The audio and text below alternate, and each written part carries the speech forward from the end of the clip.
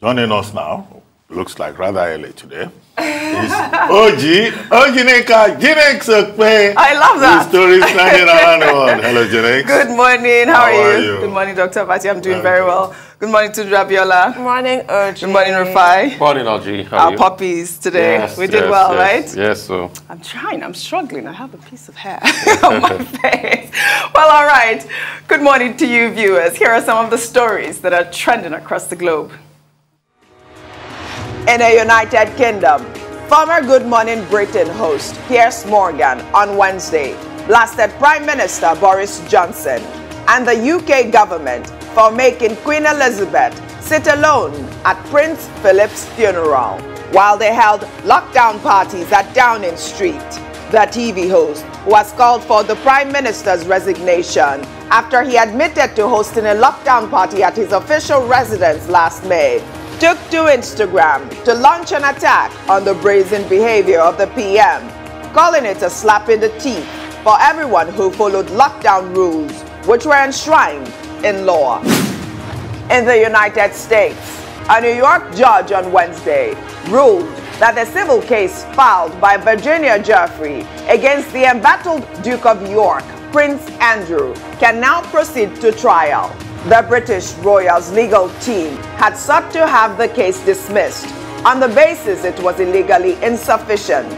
Jeffrey sued the prince in August, claiming that he abused her on multiple occasions in 2001 when she was a 17-year-old victim of the sex trafficking ring the late convicted sex offender Jeffrey Epstein ran for decades with the help of his former girlfriend, Ghislaine Maxwell. In Italy, a video of Pope Francis visiting the stereo sound shop in Rome's Pantheon area to bless the recently renovated premises that was captured by a Vatican reporter, Javier Martinez Brocal, has made the rounds. The 85-year-old pontiff left the record shop in a white Fiat 500 with a CD in hand. Under sports, the African Cup of Nations game between Tunisia and Mali ended in chaos on Wednesday after the referee blew the full-time whistle twice before the 90th minute. The Zambian official, Gianni Sikazwe, appeared to initially call off the game after 85 minutes before then deciding to resume play. He then blew his whistle again to end the match just seconds before 90 minutes, with Mali leading 1-0, causing Tunisian officials to furiously storm the pitch in protest. Finally, under entertainment, the nominations for the 28th Annual Screen Actors Guild Awards was announced on Wednesday, and Squid Game made history as the first non-English language TV series and the first Korean series to be nominated for a SAG award. The show picked up 4 nominations, including 1 for Outstanding Performance by Male Actor for Lee Jung-jae, an Outstanding Performance by Female Actor for Jung Ho-yeon.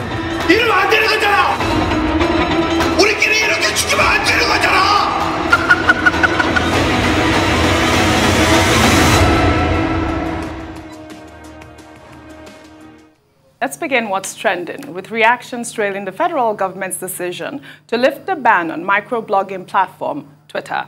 In a statement released on Wednesday, President Muhammadu Buhari approved the lifting of the suspension after Twitter agreed to meet all conditions set by the federal government.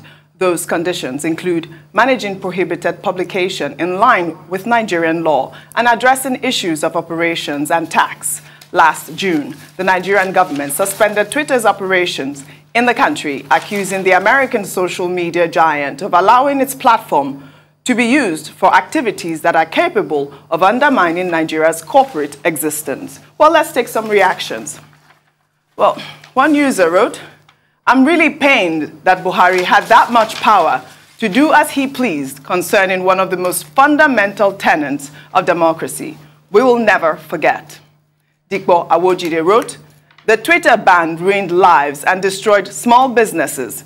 It was needless and unproductive. The government did not achieve anything banning Twitter in Nigeria. I honestly hope this never happens again." While Okpayemi wrote, Buhari should just delete his Twitter account and never return back on Twitter anymore.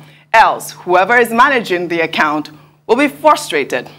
In response, Rico wrote, Buhari will turn off his comment section for 1 week. You can't ban Twitter for 6 months and come back and tweet in peace.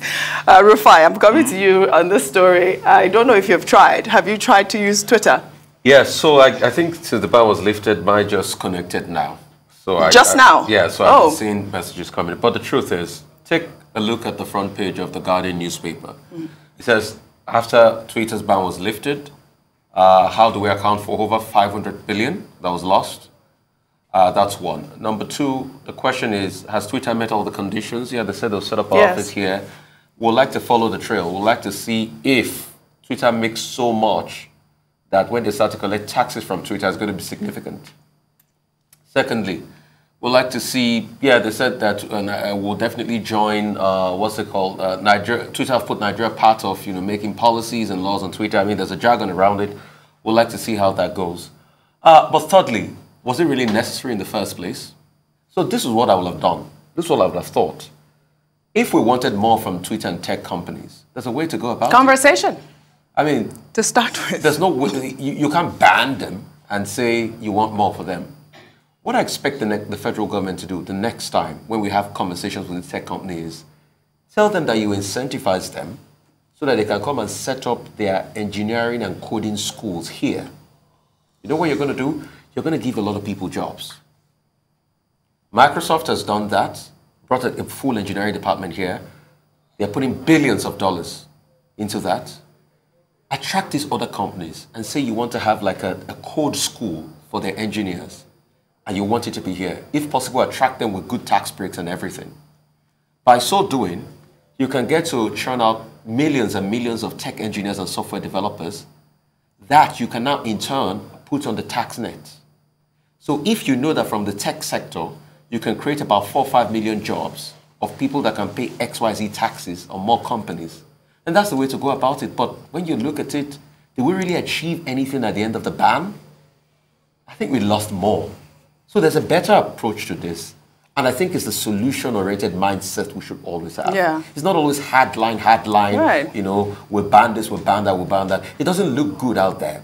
How can we rein these guys in, give them tax breaks in the short run, knowing that in the long run, we'll get to make more money? And it has worked, Ojy. It has worked in Ireland. Ireland collects a vast amount of its revenue from its tax regime. Ireland attracts a lot of businesses, tech businesses, and they get a lot of money.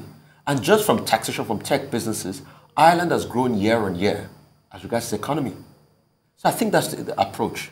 Right. But on ban Twitter, I don't care anyway. Yeah. I've moved past it already. That idea of losing all that money just to start gaining little change just makes no sense, because that's what it appears to be. How are you even going to tax these companies correctly? Well, I'm sure where there's a will, there's a way. I don't have an issue with them paying tax. Yeah. I've cited the Indian model since this whole drama began. I like the way they went about it. They did not feel the need to ban or suspend or any of that. They passed a law, and Facebook complied with the law. Twitter did not. They took Twitter to court. And that's how they brought Twitter to heel. I am a firm believer in regulating these social media giants. And you cannot just go around acting as you please. You operate in a country, you make money in a country, no matter how modest that amount is.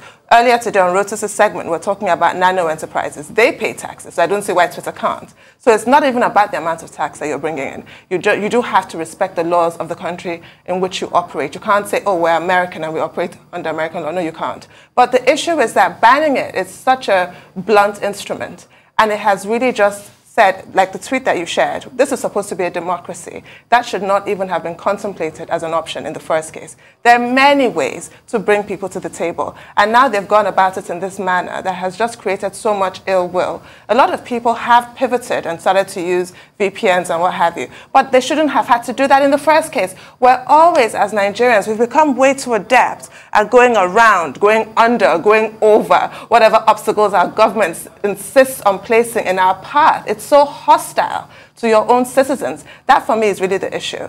And then beyond that, that issue of, okay, not promoting hate speech or divisive speech and what have you. That's important. I'm all for that. Yes, I've never bought that platform and not publisher argument that the social media giants try and use to abdicate responsibility. And all of this comes just in time for an election campaign. Surprise, surprise. Dr. Abati. Okay, in my view, I think let's start with the statement by Dahiru Abdulsalam. Dahiru Abdulsalam's statement talked about enduring possibilities. What are those possibilities? Now that this matter seems to have been resolved between June 5, 2021 and January 13, 2022, a total of 7 months. It took the Nigerian government 7 months 220 to resolve the matter. Yeah. Nigeria is not the first or the only country that would, have issues with Twitter. We will probably have, so far, the longest timeline in terms of resolving, what came up. Now, Nigeria is saying that the issue was about national security. Other stakeholders are saying that what has happened is an assault on the freedom of expression. SERAP, Socio-Economic Rights and Accountability Project, which is the NGO, raised the point that, look, this was a brazen, unnecessary move by the Nigerian government, and that it wasn't necessary in the first place to ban Twitter. So they think, SERAP thinks that we should in fact be talking about what the Nigerian government had done that should be condemned, particularly because of the implications for freedom of expression. However, Dahiru Abdulsalam, who I referred to, in the statement that he put out, talked about Nigerians sharing sacrifice and the gains of the sacrifice. What are the gains of this sacrifice? Hate speech, which you refer to, reduction in hate speech, elimination of abuse of the microblogging platform is one of the things he talked about. Many Nigerians don't think that this particular move has helped to reduce hate speech in any way. In fact, it may end up that the Nigerian government has made a big error. Correct. Because the average Nigerian is outraged. If Nigerians who are inside the country cannot use Twitter freely, how about the Nigerians in the diaspora who have access to Twitter and who will use it to continue to express their views and use it to engage Nigerians that are within the country? One of the gains Dahiru Abdulsalam talks about is about mutual trust between Nigeria and Twitter. I'm not too sure that the people who run Twitter think that any kind of a mutual trust has been established. They probably, went through that process, that ritual of negotiating with the Nigerian government so that their business can move on in the largest market in Africa. Now, he talked about the negotiations and the agreements, what has been agreed. Now, Twitter will pay tax. Twitter will register with Corporate Affairs Commission. Twitter will respect Nigerian laws and make sure that it does not carry anything that can promote division.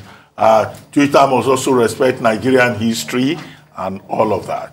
Look, nobody is impressed. I think the average Nigerian is talking more in terms of losses. Absolutely. What the average Nigerian has lost in terms of social interaction, the embarrassment, humiliation that the average Nigerian has lost in terms of not being allowed by the government of the day to express himself freely. And I think, that we also should worry about businesses. Who is calculating the cost? Yes, the Guardian may say 500 billion. Well, I hope that's based on an empirical assessment. But it's probably more. There are people who are so distracted, who are so frustrated. They use these social media platforms to keep themselves away from the lunatic fringe. Again, on the lunatic fringe. So who is going to calculate? Who is going to calculate the cost? Yeah. You have not seen persons who stay on their phone 24 hours. They are obsessed. Escapism. Okay? Yes, escapism. They use it to remain alive. Only God knows the mental health implications of this 7-month-long ban. Where I see that some ministers have been jubilating that this shows that Nigeria is strong and all that. No, I think what the government has demonstrated is weakness. Yes. And I do not think that the people are impressed. And going into an election season, maybe the All Progressives Congress, you also begin to think in terms of the damage that this move may have done to his brand. And finally, let us ask the question. Nigerians in any case, were not bothered. Many of them migrated to VPN. You know, even governors who traveled abroad were happy to be free. They jumped on Twitter and they said, look, I had to use Twitter because I was abroad and I had other commitments. And there was that Indian alternative that the Nigerian government promoted, the kukuku. Kukuruku. You know, the kukuku. I knew where is the kukuku? I knew he was you know, as an alternative in Nigeria. So I hope that on all fronts, lessons will be learned. Yes. You know, and the Nigerian government, even when it is insisting on rules and regulations, will also learn to do so in a much tidier manner. Yeah. Even when you are going to regulate something, let's have some clarity. It was in October, I think, Independence Day speech, that the president hinted at, you know, giving approval for Twitter to be free from October to January. Looks like a terribly long time. But if the president of Nigeria speaks, you know, then action should follow almost immediately. I've been checking my phone since midnight. Your own phones may have come up. I don't think my own is yet to come up. Well, I hope they are not doing this village by village, community by community. Once you say you have opened it up, I mean, let us. I think yours will load up on time. You know, at first. Because the problem is not with my phone. I'm using a good phone. No, it's not with your phone. It's not with your phone. So I think what you should probably do is to put off your phone. Okay. Once you put it off, put it on again and put it up. I think it should load up. I tried that. I don't know. I did that too. I did that too. Yeah. Or try a Wi-Fi network or something. Well, I know some people who use some phones that it never wakes up. It's back on. But this one, no, it works. It does. Well, all right. We shall take another story in Yobe State, where the government is urging parents and guardians in the state to allow their daughters join the Nigerian Army. Brigadier General Dahiru Abdulsalam, the special advisor on security affairs to the governor of the state, while fielding questions from newsmen on Wednesday, blamed culture and religion for the lack of female military officers in the state. The retired general stated that the Nigerian Army has shortlisted 1,500 candidates for recruitment in the state, and only 4 female candidates made it to the current stage of the screening exercise. He then urged journalists and other relevant stakeholders to sensitize parents across the 17 local government areas of the state to encourage their daughters to join the army. I mean, I am all for this, really. But you know, I mean, this whole thing got a huge backlash because obviously there's always that clash between the citizens and the Nigerian military.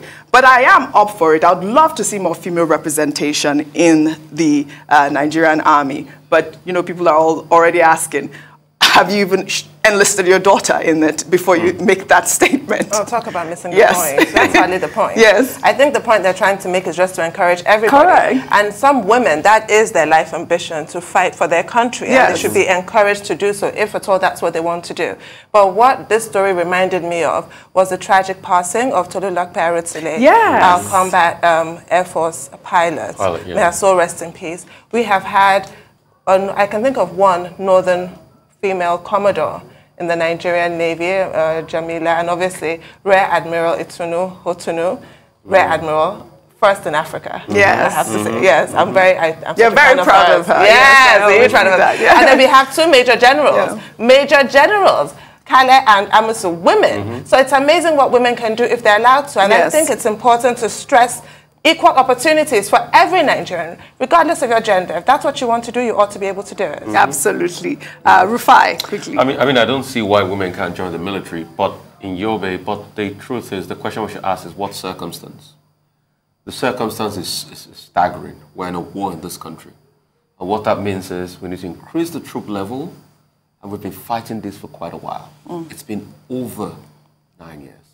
The civil war was about 30 months. We know the lasting impact. You see, it is when all of this ends in the Northeast that we will truly have an impact assessment on the lasting impact of the war on the psyche of an average Nigerian. And that's why we need to do everything possible to stop it. I mean, I think the jury is out on this. I'm not a military strategist. I don't know the best strategy that will work, but I just want it to end. It could be kinetic, non-kinetic, but I just want it to end. Because it is sad. Because when you look at cases like this, The other part in recent times I've heard that almost everybody needs to defend their fatherland is in Ukraine. And they fear a Russian invasion. I just hope we don't get to that point. Yeah. I just hope we don't get to that point. I once talked to a soldier that fought in the Civil War, and they told me how recruitment centers were everywhere for the military. And they said, you know, they should put them up in a camp. In fact, there's a part in Abeokuta called Camp. That's why that area is still called Camp till date, because that was a recruitment depot for soldiers in the thick of the Civil War. Nigeria is going through a hard time. Yeah, more conducive environment. I'm up for that too. Okay, the issues about women joining the military. And this was the special advisor on security to the governor of Yobe State, Brigadier General Abdulsalam, offering advice to the people of Yobe State to allow their daughters to join the military.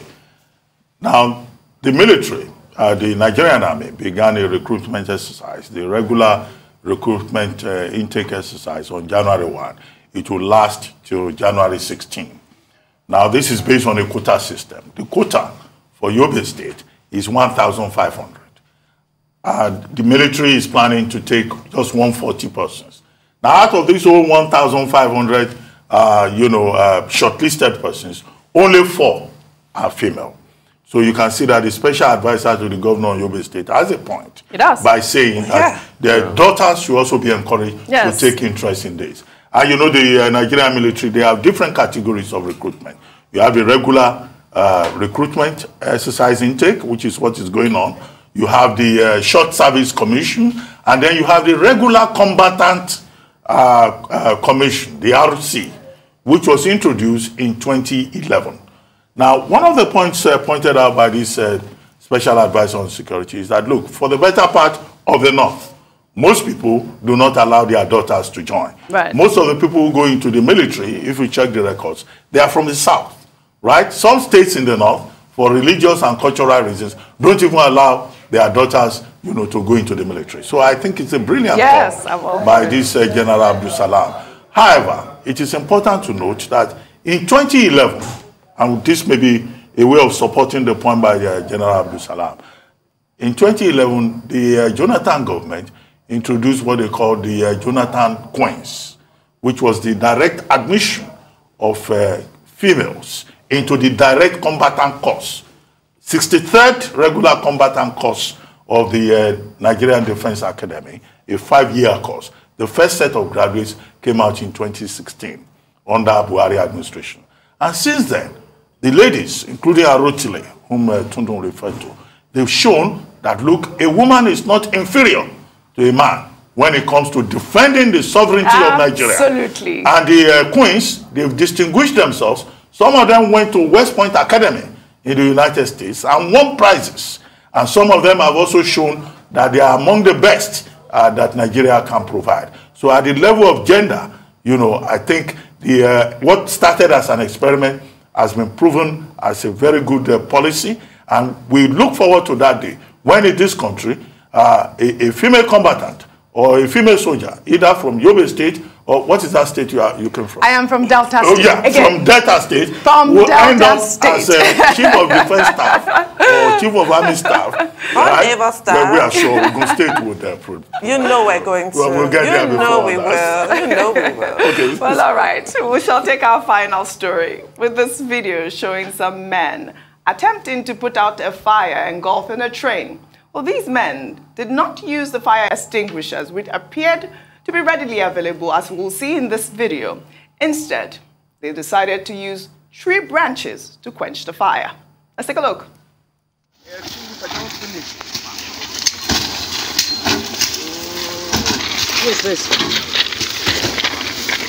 Thank you. Suffer. That rubber will bomb finish. Not fix go good for that thing. The rubber will bomb finish. Suffering. Leave am, he must burn. The thing no go green stop. I think this is the most absurd video I have ever seen. The only excuse I can give is maybe they tried to use those fire extinguishers and it didn't work. But what level of insanity was that? What happened I mean, there? there's an expression called fanning the flames. It's figurative. I I didn't think I'd ever see it literally. What they're doing is even introducing more oxygen to the flame. It's going to spread. But yes, I've made a point on this show before. It's not enough to own fire extinguishers and have them placed strategically. They have to be like sort of shaken. You have to turn them upside down, really shake them every few months to make sure they're not just settled, because they'll just settle there and become, you know, sort of stuck and congealed and they will not work. So this person who's filming is actually making a point of showing us that there are fire extinguishers there. Yes. I don't want to believe that they did not attempt to use them. But this is surely not what you do under any set of circumstances. Reply quickly. I mean, are these the new trains we bought in Nigeria that are already on fire? That was my first question. I mean, because this is shocking. Is this in Nigeria? Yes, this is in Nigeria, of course. I think they said it was the Warri Express train. The Warri Okpe train, correct. That's already on fire? Correct. I think we need to ascertain the level of the damage caused and hope we have ways to remedy this and hope this is not going to stop the service. But it goes back to show to a large extent that these are the basic things we need to learn. Yes. Safety is everything. It is not done anywhere in the world that there's a fire on a train and you don't have safety measures. Oh, I can't even imagine what they could have used. Could they have used those pebbles on the floor? No, you or can't something? use What would they have the used? pebbles I mean, I'm just. So what happens really? Fire is propelled by oxygen. Sand. And that's why the materials you have in a fire extinguisher is to reduce the oxygen. So that's just it. Simple science. Well, clearly, this is a demonstration of our lack of capacity in Nigeria to respond to emergencies. Correct. Now, the fire service is one of the oldest departments in public institutions in Nigeria. It's over 100 years old. It is one of the least served public institutions, and they don't have the necessary facilities.